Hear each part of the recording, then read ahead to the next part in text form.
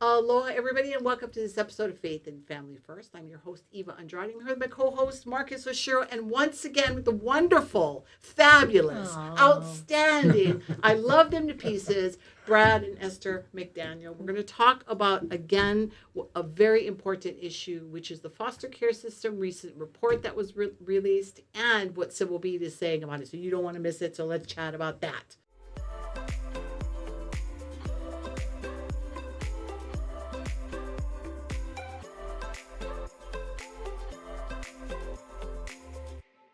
So if people are watching and they're listening, and you guys have never heard of Harvest Family Life Ministry, first of all, stop the recording right now. Go check out Harvest Family Life Ministry, and then come back because these guys do a phenomenal amount of work for our Keiki right here in the state of Hawaii. And you all know that that's a big issue for Hawaii Family Forum, which is why we know you guys because of the passion that you put into protecting our wonderful Keiki. So on behalf of the entire state of Hawaii, I give you the keys to the state. Thank you. Have the key to the state of Hawaii. Thank you, because our Keiki is our future. And if we don't care for them, and unfortunately, and that's what we're going to talk about today, is not all of our Keiki were born into a family that's married, committed parents. Unfortunately, we have some Keiki that don't have that. And so let's do this. Let's talk about a recent article that was in Civil Beat, because I think we've been talking about this for a long time. So the Civil Beat article wasn't the very first springboard for this, but it kind of will steer what we're going to talk about today. So I'll turn it over to you, Brad. Tell me about Civil Beat. Tell me about Chad Blair, which I like Chad Blair. Okay, good. No, and I'm glad he wrote this. I don't know a whole lot more than he's doing some good reporting at this point. But we've been talking, like you said, for several years, and we've been sharing with churches for several years that kids in the foster care system are sleeping in state offices. Teenagers are sleeping in hotels with social workers in adjoining rooms. What is that number right now? And I know you don't know exactly, but give us a ballpark. So I know that he reported 20-something in the last year. 2 years. In the last 2 years. I personally think we may have heard about every one of those 24. So I think the numbers are higher. I can't go on the record to say that, but I think the numbers are higher.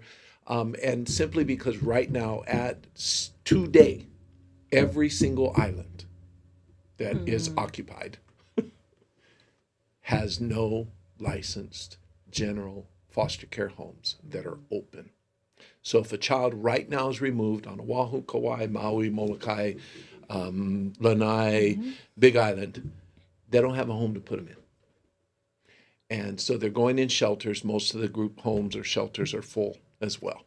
So right now there could be kids sleeping in state offices for all we know. That this is the first time I've seen it in publication in black and white, but we've known for several years that that's going on. And the bottom line is we need to know. The church needs to know that this is happening because it's our kuleana to take care of these kids. The church is the solution. Yes. And we're going to talk about that. We're going to talk why the church is the solution. But Esther, I know that because this has been a passion for you, one of the things, you might have some naysayers that go like, 20 kids, come on now. Yeah. We're having this conversation about 20 kids.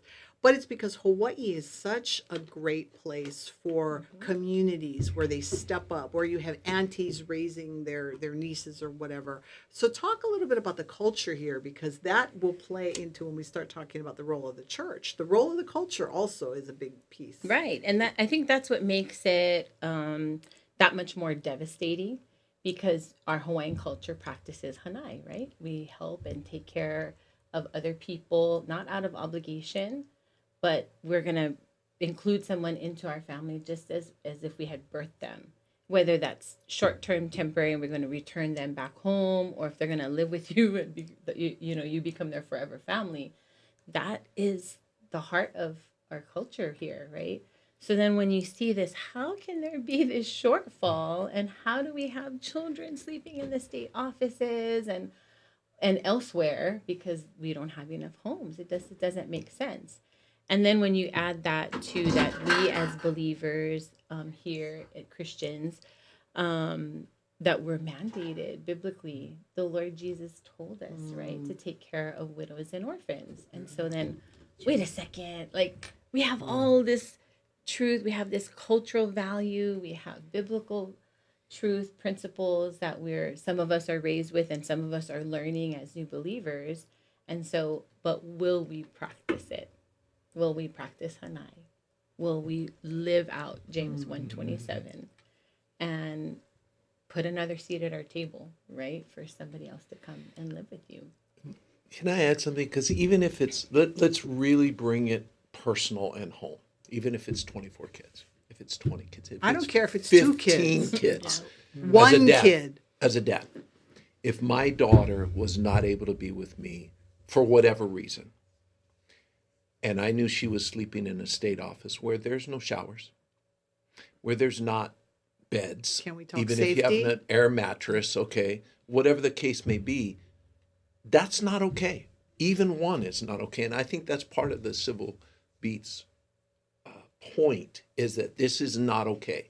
This shouldn't have been happening, and it can't continue to happen, no matter what the numbers are. Well, and I think correct me if I'm wrong, but I think the Bible, Jesus says something about going after the one. Is there not a scripture that says, yes. I mean, you're a pastor, Brad. You leave the 99 behind. That's right. Jesus goes after the one. So if anybody's watching and listening and you're going, well, that doesn't sound like a lot of people. You know what? We're talking about the Keiki. I know we're talking about the kids of Hawaii. This is their home, and one is not okay. Yeah. Marcus, I know we're going to be talking about the Christians Alliance for Orphans and a report that they just released. But before we jump into that, I'm curious, Marcus, you're an ex-legislator, and I know that you deal with a lot of issues. You're also a retired attorney. What are your thoughts as you're listening to all this? I'm just flabbergasted that, that you have this situation where there's inadequate bed space throughout the neighbor islands, Oahu, for these foster youths. I mean, it's so important because they're at a critical point in their lives when they already know who they are, identify themselves, and they're going through all these changes right now, but not to have a stable home and a family. And then they have to go, and I guess kudos to the staff who take them into these offices and spend time away from their family, their obligations, their responsibilities to care for these young people, right? Yes. But definitely not the right policy. Definitely cannot be continued. And definitely it's something that both the Department of Human Services and the legislative need to get involved in. Yeah. So kudos to Chad Blair, wake up call for everybody. Love it. And you keep talking about it because the more we talk about it, right, the more people talk among yourselves. You guys remember that from Saturday Night Live, Coffee Talk? You know, it's very important that we open up. OG. And y'all are local. Y'all know this. I'm talking about the Coconut Wireless. Get on the phone right now and tell 5 people that, hey, you heard about the kids that need us, right? Yeah. So what this Christian Christians Alliance for Orphans, who are they? CAFO. We love them. We're so grateful for their work. And this was a recent survey that they did, and Pinkston Communications, it's a leading communications and research agency, conducted this survey for CAFO. And I think it was like over 1,500 people participated. Adults 18 years or older. And these are faith-based people. Yes. And then it's astounding to look at it. And I just loved it because in light of what Civil Beat wrote, right, they reported that with the shortage, now Director Yamane has what was a task force or something was created for solutions. And then this report comes in and it's talking about how Christian families, people in the community are 3 times more likely to foster than the average U.S. citizen. Okay, so I'm having visions now. So this task force, they have their report, and it's 1 page. And on that page, there's 2 words. The church. There you go. Right. There's your solution. There's your solution. Yeah. And what a novel idea, because, again, the Bible only says that. It's another thing that's in the Bible. Yeah. I'm shocked. And I know that may scare some people, but those of us who make up the church, because we're not talking about a building somewhere, we're talking about the overall capital C church, followers of Christ across the state. Our job is to be those families. Psalm 68, 5 and 6 says that God is the father to the fatherless, and that he sets the lonely in families. And our job is to be those families. Mm-hmm. And that's scary, and it's wonderful, and it's all kinds of other things all wrapped up in the bottom line of being obedient, and God does what he does. And we get to be a part of that. So, Representative Yamane, we wrote your report for you. There you go. You don't even need to have any meetings. You just Excuse me, it's Director Director. Yamane. Director. Oh, director. Former representative. He's Former. now the Director of You see, Human I'm Services. dating myself as Yes, I yeah. normally Well, like it's to pretty do. new. He was just Yes. Yeah. ratified. Direct, So, yeah. Yeah, So, confirmed. Director Confirmed is the right Yamane, word. report written. It's already there. And you know what? I think that it's not only written, we're just waiting for people to step up and do the work. Mm-hmm. And so there's voices, right? There's people watching and listening that are like, well, how does this apply to me? But let's go back to this CAFO report, because I think it's important what they found. That's right. And so the 3 times Christians are 3 times, I have it here, 3 times more likely to foster, and Christians are 2 times more likely to adopt. So you have temporary foster care. They're able and willing and ready to help reunify. And sometimes, many times, we see with the families we work with, they stay alongside the biological family for many years. They have become engrafted into their family, not just during that time that they had, the biological children in foster care, but when those children go back home to their original ohana, a lot of times that relationship continues on. And then if they cannot be reunified, we're 2 times more likely to be there for permanent solutions and options for children. Like, I don't think it helps our state at all to ignore this, that we have hundreds of churches across this state, and they have served this state and families in immense ways, right? Mm-hmm. And this cannot be ignored. They have to figure out a way for us to work together. We've been working alongside child welfare for many, many years, and it's okay. Like, we can actually get along. We have had so many different workers, and we've had a couple different section administrators who said to their staff, we are not promoting a particular religion. Sure. We're asking you to look at Harvest Family Life as a community partner.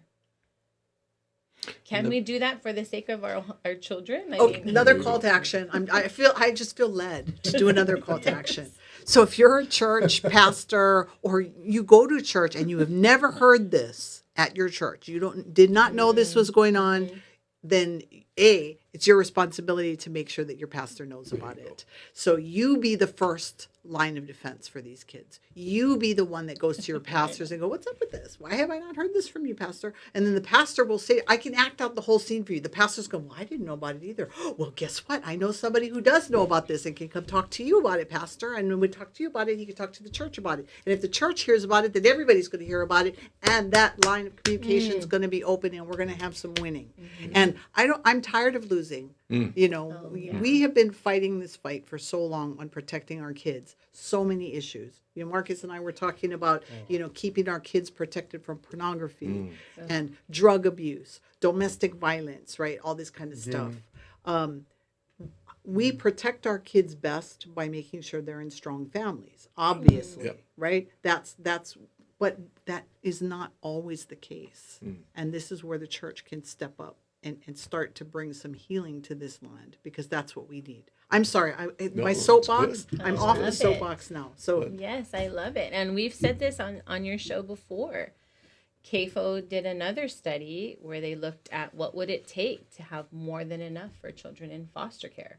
What would it take for us to get to more than enough adoptive homes, permanent homes, more than enough foster homes, more than enough wraparound support for biological families, foster and adoptive families? What does it look like? And it came back that if just 10% of the local churches, Christian churches in every U.S. county were to get involved, we could get to more than enough. Just 10%. 10%. One out of 10. Yeah.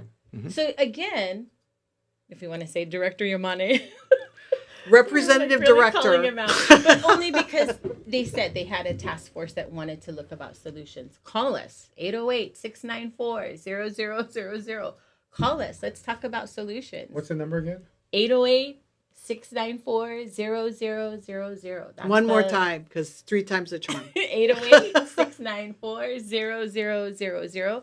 Call us at Harvest Family Life, even just to have a conversation about what that looks like. We've had super blessings in being able to participate with Epic Ohana Conferencing has a program, or if you want to say Better Together, I'm not sure if that's a program you want to say, but they've been working on this Better Have you Together. gone out to the communities at large and just made yourselves available to talk about what services you provide and the need in the communities? Let's say Wahiawa. Mm-hmm.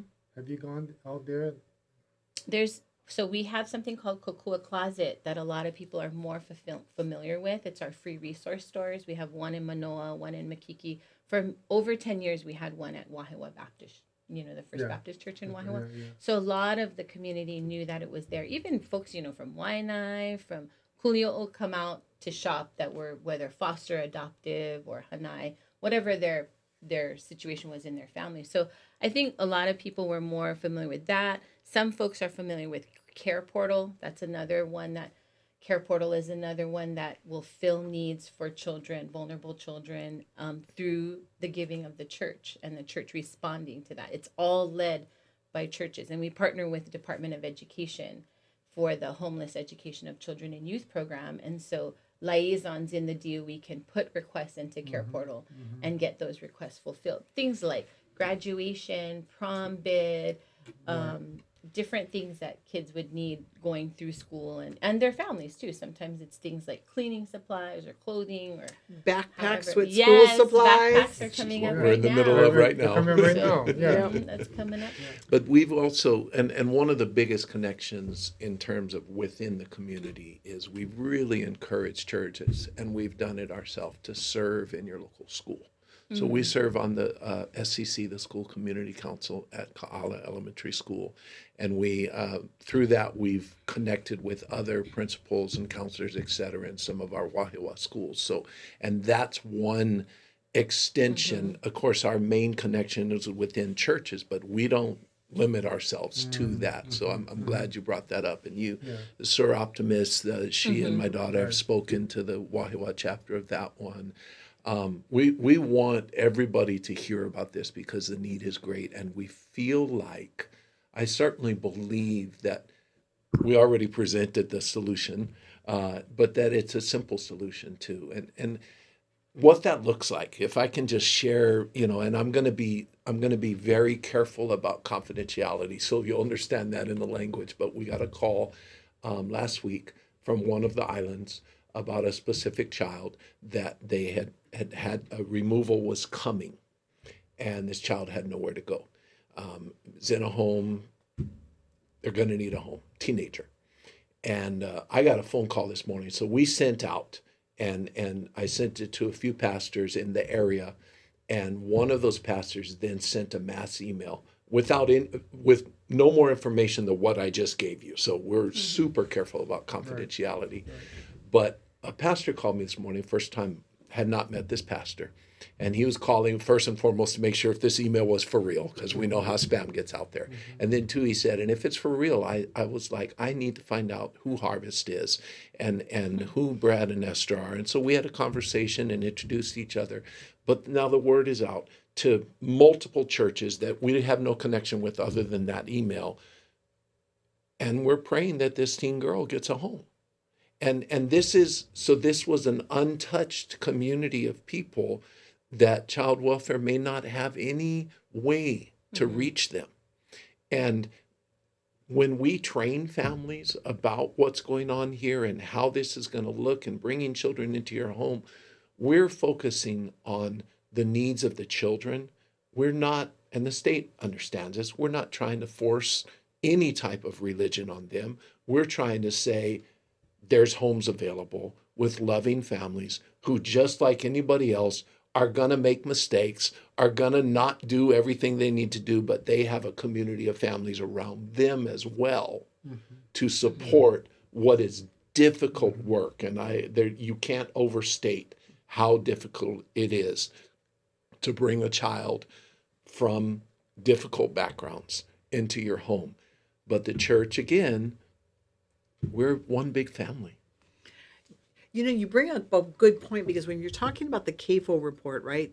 One of the things that they talked about was the top barriers that why people don't step up. And again, we're talking about people in the church, right? 42% cite finances. 28% say they're not interested, which that right there breaks my heart.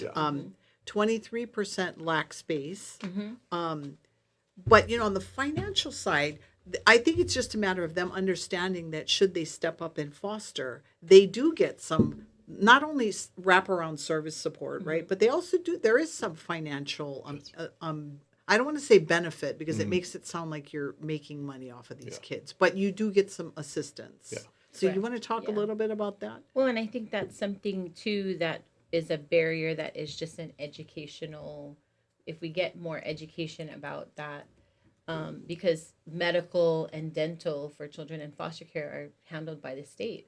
So that right there, that's a benefit. That's already, like, a lot of people be like, oh, I don't know how I would be able to afford one more, you know, on insurance. But it really is about educating yourself about what resources are available to children in foster care. And that is, you're right, there is like a reimbursement, because it's expensive. Children are expensive to support. That's a reality, especially in Hawaii. And yet there is something that is a foster board payment. And so there's that. You already have the insurance, dental and medical, but there's other resources like WIC, that's another federal program, right? Women and Children, that helps with nutrition. There's lots of other resources that can support. You don't have to be a wealthy person. I just want to make sure that you're not like heavily indebted, and taking on foster care into your home would add to that debt. It's really like the average. We certainly, when we started doing foster care, we lived in a 2-bedroom apartment with our children. We had 2 children, 1 bathroom. And it wasn't like we were wealthy people. It's the Lord will supply for you. When I took my grandson, and remember, we didn't even have an extra room. He was we turned the living room into his bedroom, because you do what you got to do, right? He loved it because, you know, he had the biggest room in the house, and he had the TV and everything like that. The challenges of making sure he's doing the right stuff, that's a whole nother ballgame. But so what would a good foster family look like? You and me.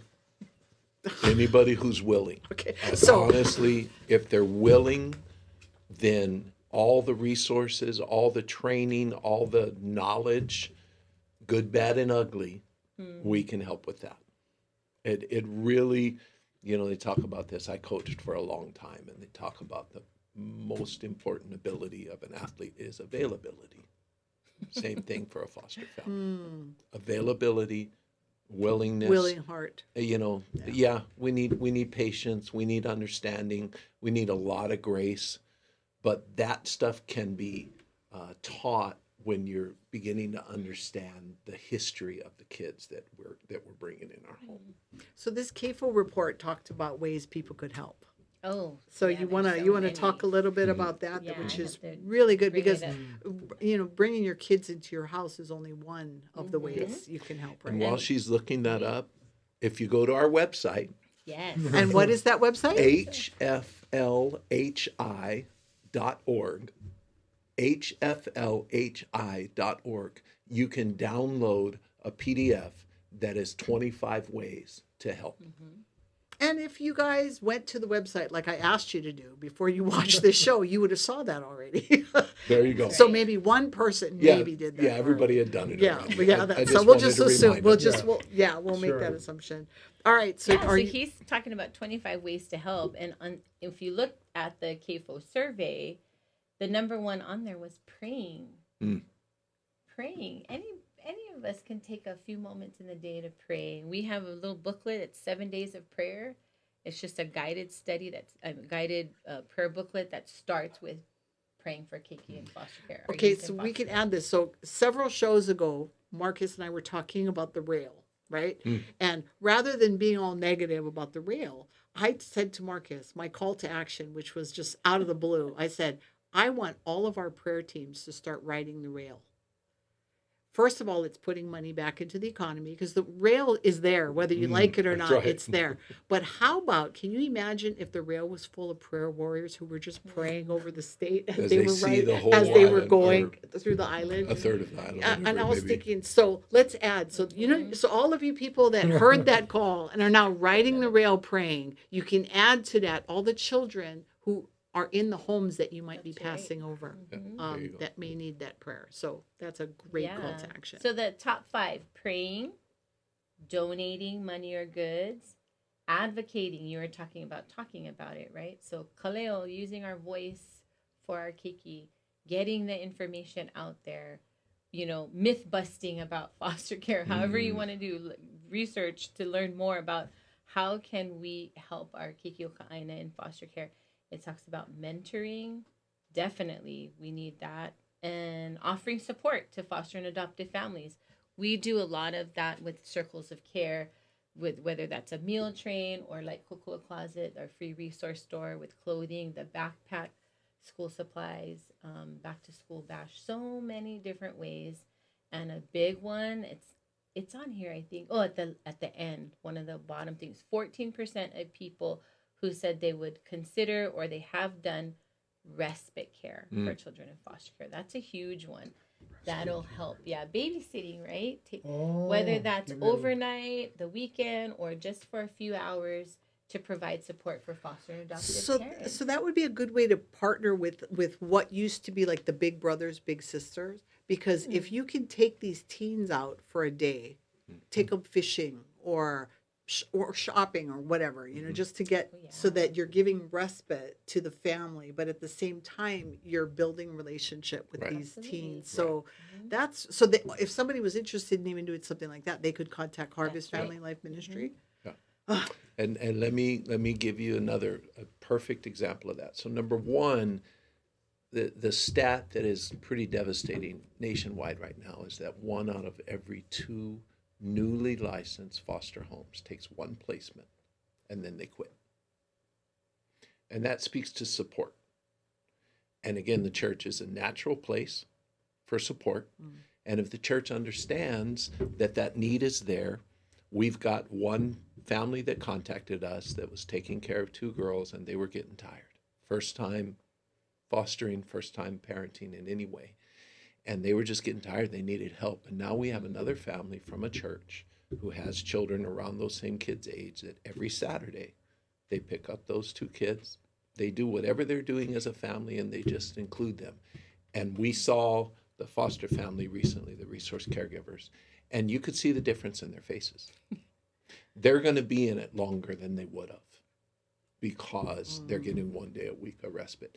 And how many people in our churches, now that we've started talking more about respite, we have lines, a list of families who are willing to do that for a day, a week, whatever the case may be. But that regular thing, you connect with somebody in your community, in your school, in your workplace who is taking kids in, and you become the auntie and uncle. Because how many of us, we know if you raise kids, especially teenagers, there are some times that they needed a different adult saying the exact same thing to them that their parents have said, but they'll hear it. How many of us can be auntie and uncle? That's easy. That's easy stuff once a week. So that's a big one. Well, unfortunately, as always, we've run out of time, but so we want to leave you with a couple of thoughts. Number one, the church is the answer. The church is not the problem. What is the problem is people in the churches are not rising to these questions that are being asked. Who are you and why are you being called to do this? Is because you were created in the image and likeness of God, and you can bring that same image and likeness to the child that you bring into your home. You're the answer. Nearly, according to that report, nearly 2 to 3 people believe that churches need to be more involved, and that's where you come in. So make sure you like this video, share, subscribe, hit that notification bell so you know every time we upload. Make sure you go to Harvest Family Life and check them out. Support them monetarily, prayer, whatever you do. Reach out to them and they will send you on the right path. So Marcus, Esther, Brad, thank you so much for joining us today. Thank you. Thank you. We'll see all of you next week.